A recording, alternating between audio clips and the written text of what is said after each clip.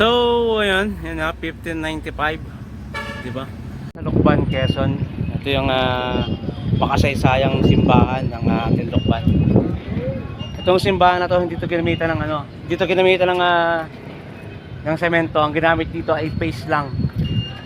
Paste ang ginamit sa simbahan na yan. Paste. Di ba, boss? Paste lang ang ginamit. Adobe. Mga itlog na ano. Itlog daw na direktik na itlog. Dati. At saka ano, yung punso. Ako ko na isang cup yung mga Matamis daw ng ano, baka asukal. Hindi, wala pa. Wala pang asukal. Oo nga pala, wala pang asukal nun. Ano? 16 na eh.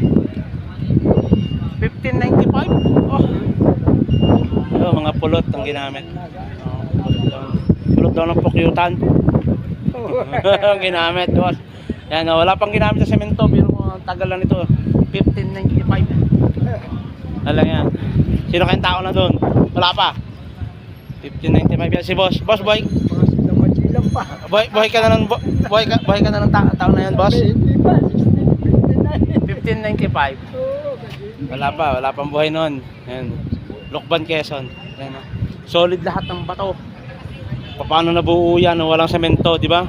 Wala pa semento noon, paste pa lang. At saka purot daw ng pukyutan ang ginamit diyan. Okay.